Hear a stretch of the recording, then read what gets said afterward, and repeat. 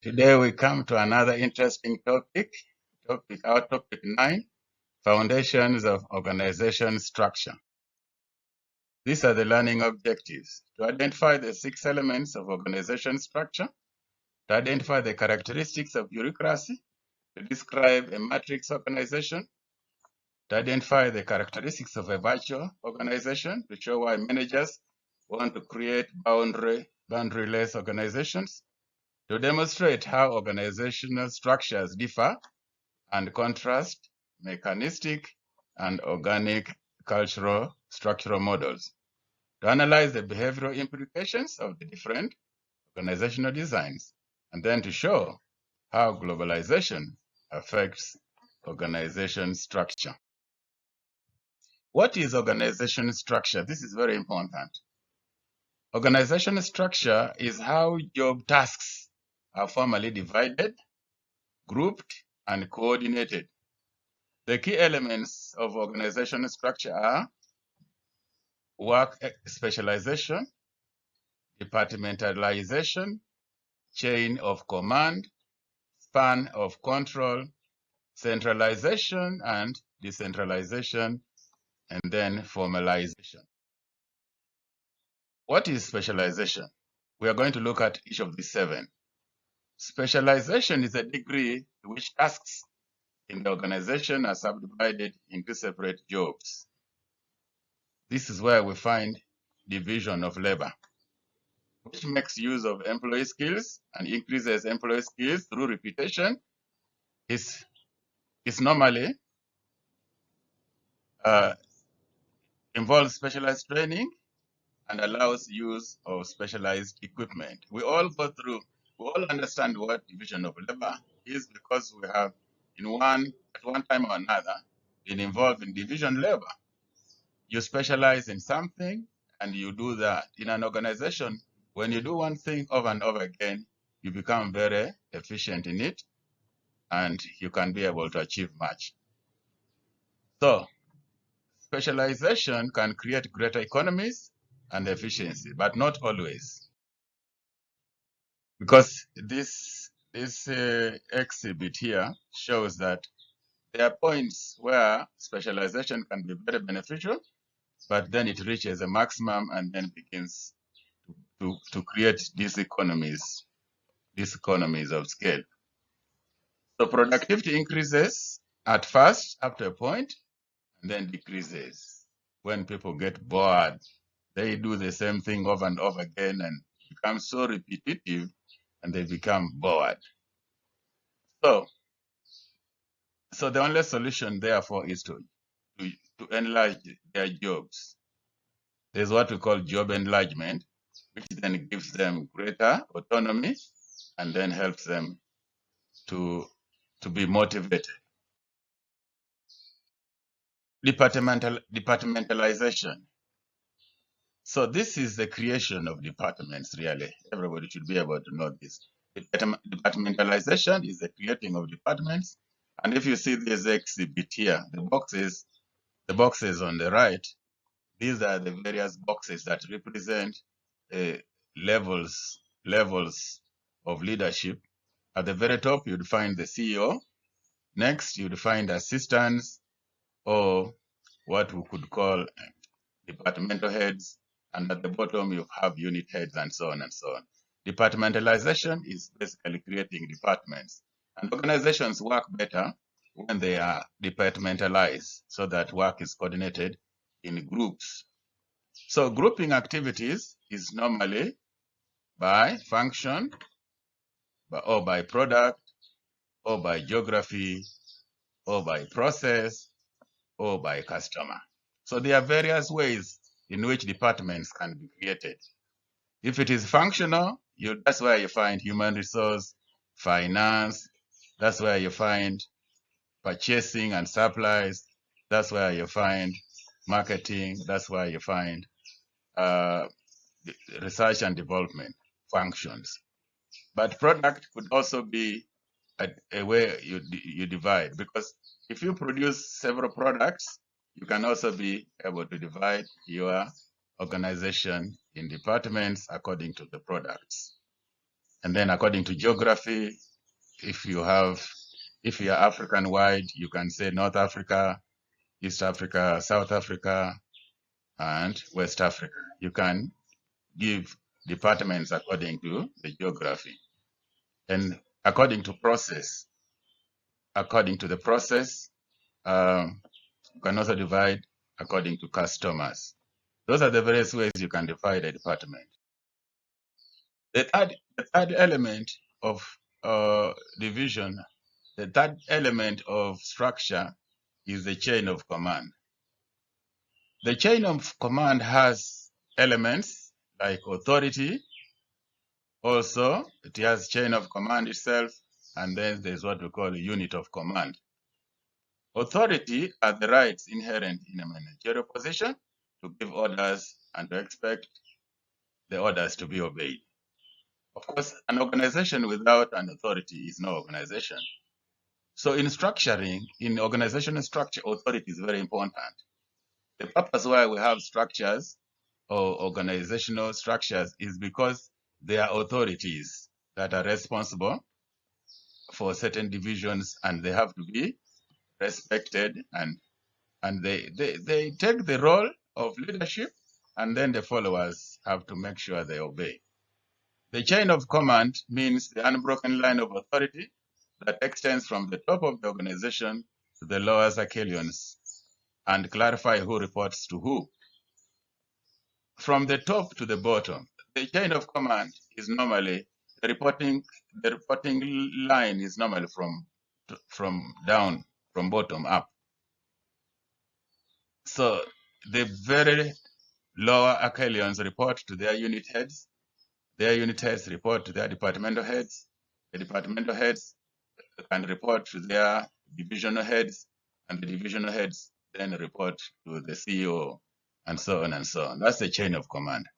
The unit of command is a subordinate should have only one unit of command, one person whom he or she directly responds to or is answerable to. If you have several bosses, you can get confused. So unit of command is about whom you report to, and it is advisable that you report to only one person. Otherwise, the unit of command will be violated. Then the fourth element of structuring is span of control. The span of control is the number of subordinates a manager can efficiently and effectively direct. So if you are a head of department, how many people, how many subunits are below you, and how many can you efficiently and effectively direct? If the span is very huge and very broad, you are likely to have challenges. But if the span is narrow, then you have a better control. So the span of control is important in structuring. The bigger the span of control, the more complicated your management role will be. So wider spans of management increase organizational efficiency. Narrow spans have drawbacks. The expense of additional layers of management increases complexity of vertical communication, encourages overly tight supervision, and discourages employee autonomy. So the span of control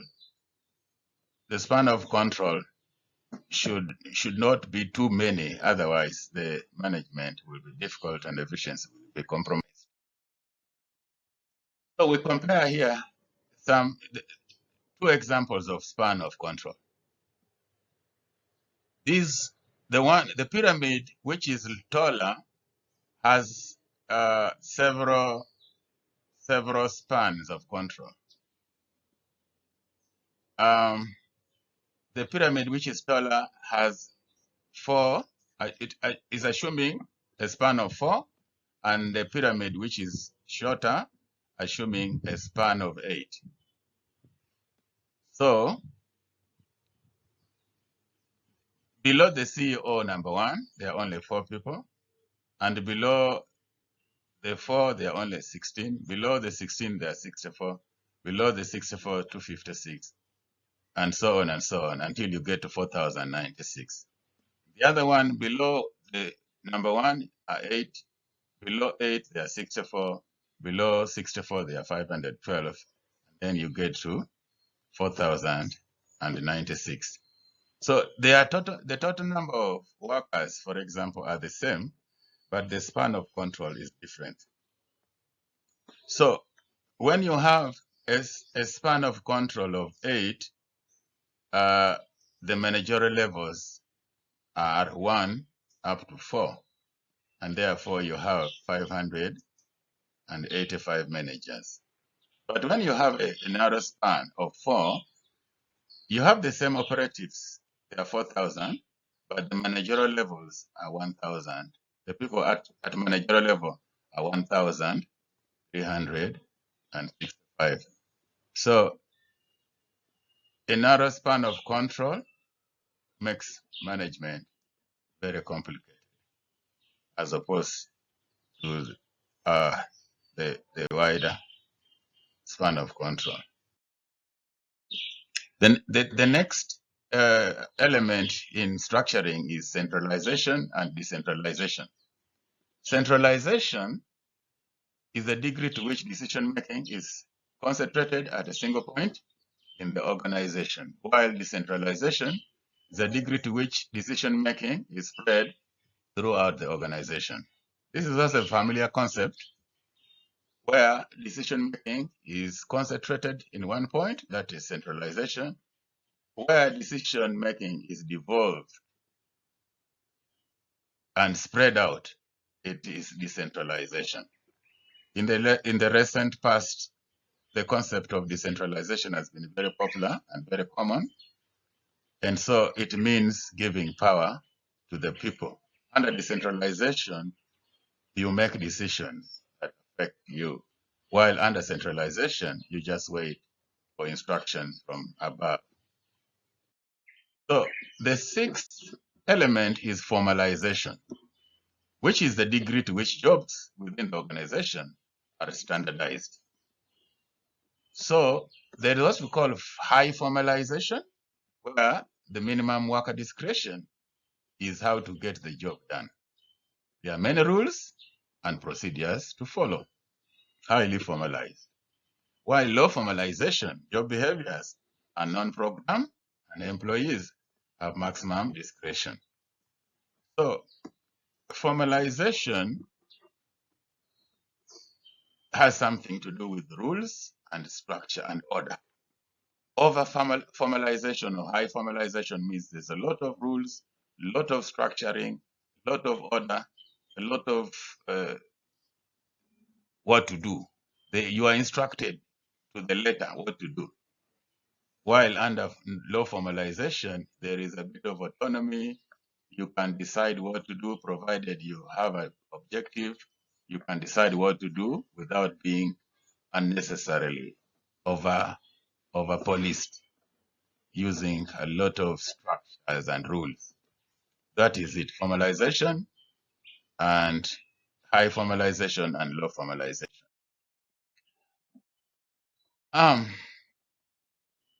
So what are the common organizational designs that we have? We have what we call the simple structure, which is characterized by a low degree of departmentalization. Here we have a wide span of control, few managers, wide span of control, and authority is centralized in a single person, and little formalization. That is a simple structure. You can see it in the exhibit below. You have Jack Gold, who is the owner manager, and under Jack Gold, you have all the others. They are all salespersons, apart from the cashier. They are all salespersons. So one manager, the rest are operatives. That is a simple structure, simple organizational structure. Very low degree of departmentalization. There is hardly any department. You say there's a department of the CEO or the owner, and there's a department of the sales. That's not a department. So there is a wide span of control. The authority is centralized, and there's literal formalization. There's also what we call bureaucracy, which is a structure of highly operating routine tasks, which is achieved through specialization with very formalized rules and regulations, the tasks that are grouped into functional departments, centralized authority, narrow spans of control, and decision-making that follows the chain of command. Bureaucracy, some people have a bad taste when they hear the word bureaucracy. It gives them a bad taste in their mouth because bureaucracy is normally associated with negativity. But bureaucracy was not intended to be negative. Bureaucracy, but when Max Weber discovered bureaucracy, it was just a matter of order. Everything is done according to a structure and a particular set of rules and regulations. So when you get into a job, you don't have to ask, what do I have to do? Everything is written down. You come in the morning, this is what you do, this is what you do. When you have this problem, you go here. When you have this problem, you go here. When you have this issue to solve, you do this. That's everything is structured and written down. The rules are written down, everything is structured. That's bureaucracy. But of course, bureaucracy can also be abused when people follow bureaucracy to the letter without putting a human face to it. What are the strengths and weaknesses of bureaucracies? The strengths are there is minimum duplication of personnel and equipment, and there is enhanced communication, as well as centralized decision making. Those are the strengths. Minimum duplication of personnel and equipment, enhanced communication, centralized decision making. While the weaknesses are the subunit conflicts with organizational goals, there's obsessive concern with rules and regulations, and there's lack of employee discretion to deal with problems. So just like we said, sometimes bureaucracy has weaknesses. Bureaucracy can be so constraining. It can be so constraining and can be so unpalatable when people begin to follow the rules without thinking. Say, oh, I'm doing this because this is what the rule says, without thinking, and so on and so on.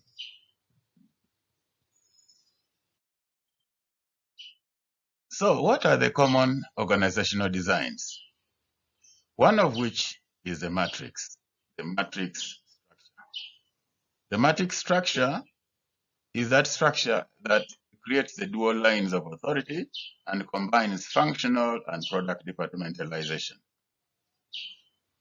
Like a matrix has rows and a matrix has columns. So you might have, and in the rows, you might have functions, marketing, management, finance, sales, and so on. Across, you might have those departments. Then down on the column, you might have product departmentalization. So you might have Coca-Cola, you might have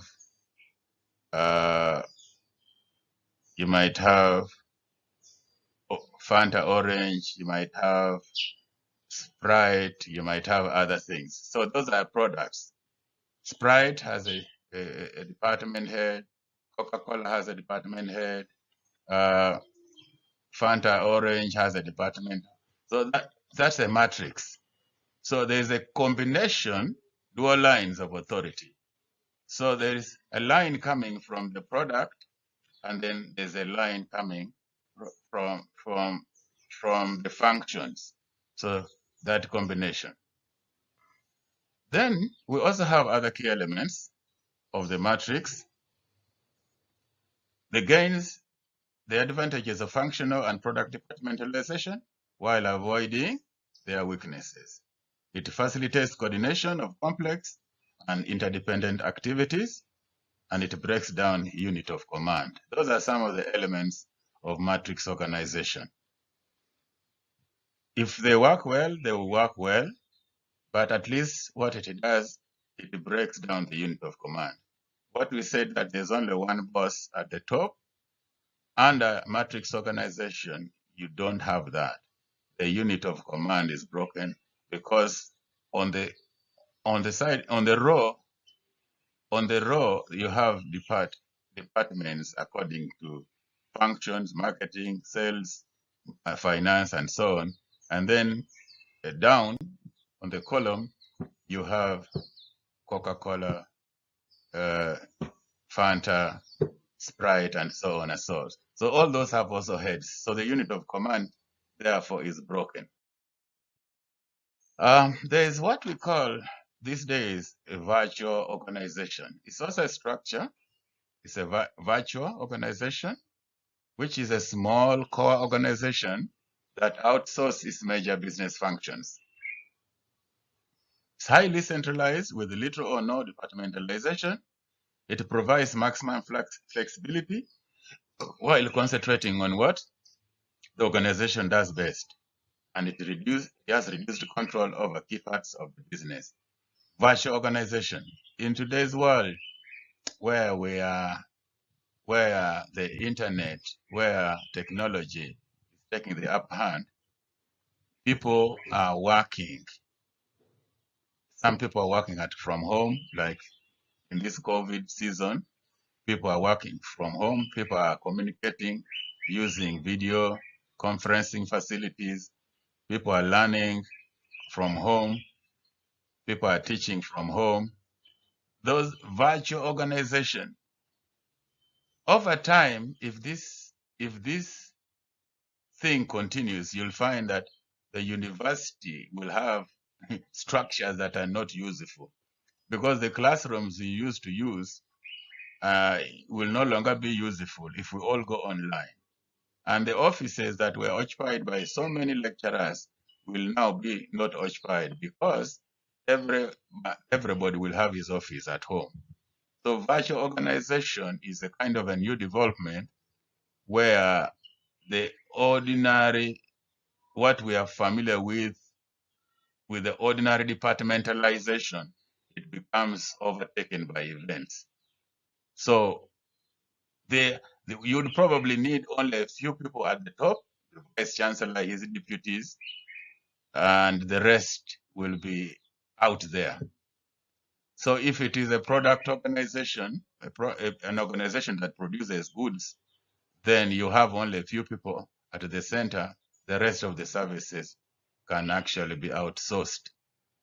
We have had already cases here where some of the services of UCU has been outsourced, so on and so on. So sooner or later, they can also outsource the lecturers, because now with technology, you can find lecturers from Australia, you can get lecturers from US, you can get lecturers from China, and wherever you can get, because you don't have to move them.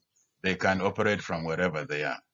So virtual organization is where we are going. So there's also what we call the boundaryless organization. Boundaryless. Organizations used to have boundaries, but now they are boundaryless. These are organizations that seek to eliminate the chain of command, have limitless span of control, and to replace departments with empowered teams. Almost like virtual organization, but boundaryless means that the chain of command, that chain of command you have, where there is manager, where you have the CEO on top, or the director, whatever titles you have, then you have director for Eastern region, director for Northern Africa, director for Eastern, Western Africa, then director for this, director for that. And then you have all these kind of layers of managers all the way through up to down. In a boundaryless organization, that chain of command is being eliminated. And the spans of control are also being eliminated. So instead of having so many layers of managers with so many spans of control, you have only one, and then the others are spread out, and so on and so on. So this Instead of that, we have what we call empowered teams, people who work in teams and they don't have to have a manager. They don't have to have anybody to command them because they work as a team. So that is what we call a boundaryless organization. So we are moving also in that direction. There's also another concept we call the T form, where we eliminate vertical and horizontal departmental internal boundaries. So the hierarchical structure is eliminated, the horizontal structure is eliminated, and all those boundaries are eliminated. So we have a breakdown of external barriers to customers and suppliers. So these are developments that are coming very strongly, and organizations that are quick to adopt and adapt to the changes that are coming our way are the ones that will manage. Otherwise, if you stick to the old system, you might not succeed in the current wave of competition. So now, we also want to emphasize that there are two extreme models of organizational design, the mechanistic model and the organic model. We have been talking about these models, but we have not given them names yet. The mechanistic model is the traditional model. There is high specialization, there's rigid departmentalization, there's clear chain of command, there's narrow span of control, there is centralization, and there is high formalization. That is the traditional, what we have been talking about. And actually, this is the traditional structure that we know is this one, mechanized model, mechanistic model. So, but the newer one is called organic model. So you see even the way the structuring is, there is a crisscrossing. There's a crisscrossing of lines. So there's cross-functional teams that work cross-functionally, people of marketing, working with people of accounting, working with people of human resource, working with people of sales, working with people of all kinds of cross-functional teams. They work as a team. So their knowledge, they have developed capacity to be able to work as a team without that boxing of departments, boxing of skills, boxing of competence. They are teams that work cross-functional. They are competent to work across functions. Then there's cross-hierarchical teams. So you see the two boxes on top, and then the two boxes at the bottom. There is a cross, this one coming from left to right, one coming from right to left, and so on. Those cross-functional, those cross-hierarchical teams are also the kind of the modern kind of model, and also where there's free flow of information, and so on and so on. So the organic model is the model for the 21st century, and surely this would be the model where we are going. Even as we get more and more into the IT, we need more and more of this kind of organic model to move into the 22nd century. Why do structures differ? Why do organizational structures differ? They differ for many reasons, one of which is because of strategy. A strategy is that emphasizes the introduction of new major products and services. They best suit organic structure. If you are innovative, always thinking and innovating products, you are constantly changing and improving products and innovating products. You cannot work with the old system of departmentalization, of the rigid hierarchy. You can't. An innovative organization needs a more flexible organic structure where there is freedom and teams that work across functions, and then there is a broader span of control as opposed to the old narrow span of control. You need that if your strategy is innovative. But also if there is cost minimization, which is basically a strategy that emphasizes tight cost controls, avoiding unnecessary innovation, marketing expenses, and price cutting, and so on. That kind of strategy is best suited for mechanistic model. So if you have a cost minimizing strategy, you better use the mechanistic model. That's what suits you best. And then there's what we call the imitation strategy. This is a strategy that seeks to move into new products or new markets only after their viability has already been proven. In this kind of strategy require a mixture of the mechanistic and the organic structure. So, the strategy determines what kind of structure you use. But there are also reasons why structures differ. The second reason is organizational size.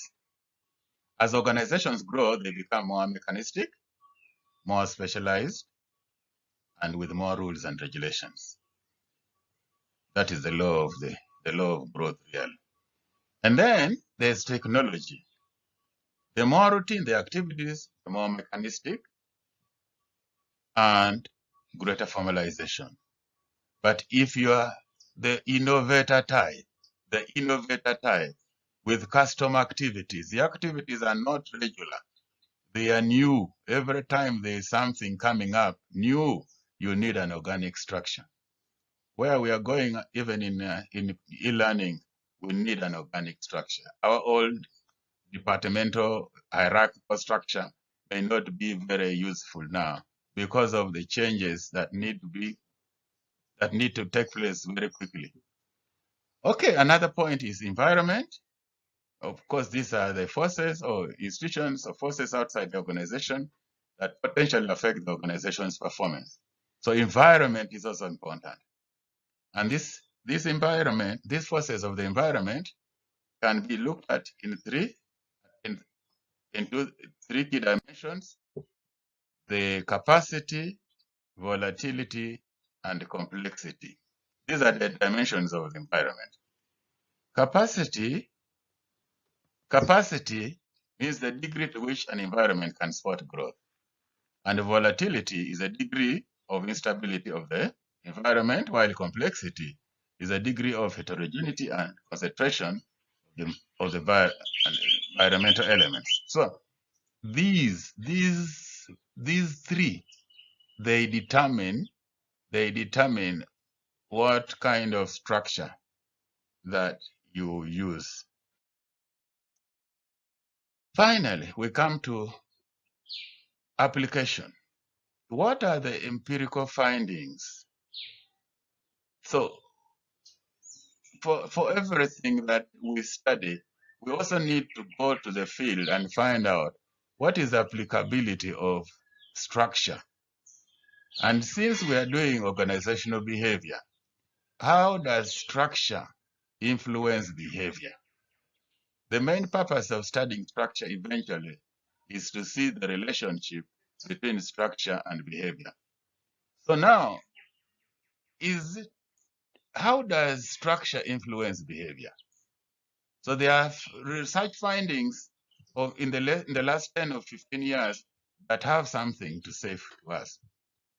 One of which is that work specialization contributes to higher employee productivity, but then it reduces job satisfaction. Yes, when you specialize, you produce more, but it reaches a point where you get bored and you get tired of your job. So the benefits of specialization have decreased rapidly as employees seek more intrinsically rewarding jobs. So specialization in the traditional sense is now becoming fewer and fewer because the modern man wants jobs that are intrinsically rewarding. The business of being in charge of putting nuts all the day from morning up to sunset, fixing a nut in the tires of a vehicle, fixing a nut is very boring. And so specialization has decreased of late and people are looking for more intrinsically rewarding jobs. The effect of span of control on employee performance is contingent upon individual differences and abilities, the task structures, and organizational factors. So span of control, where one man is in charge of 20 people below him who are all probably in charge of sales like we've seen before. When the span of control is that narrow, then you are probably more in control of the employees, and so the communication is easy because there's only one chief on top, and the rest, the line of communication is shorter. So in that way, productivity can be fast, productivity can be enhanced. Another point is that participative decision making is decentralized. In decentralized organization is positively related to job satisfaction. When people are allowed to make decisions, to participate in decision making, their job, they feel satisfied in their job. But of course, if they are working in a very centralized organizational structure, they will be dissatisfied with their job because they feel alienated. So finally, what are the global implications of what we have been looking at? The point here is culture and organizational structure. So many countries follow the US model, and the US management may be too individualistic. So thus some research have found that many countries imitate the US model, but the warning is that the US management model may be too individualistic. There's also this point that culture and employee structure preferences. Cultures with high power distance may prefer mechanistic structures. There are countries with high power distance like Japan, like Korea, like France, high power distance countries. They prefer mechanistic structures because they respect authority, they give respect to authority, so they prefer a mechanistic structure with clear authority and instructions. While cultures, there's also culture and boundaryless organization. So this may be a solution to regional differences in global firms, but also breaks down cultural barriers, especially strategic alliances. Telecommuting also blurs organizational structure.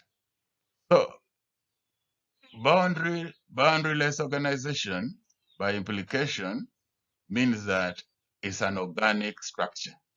When you are operating without boundaries, when you have boundaryless organization, you're basically operating in organic structure, where there are teams that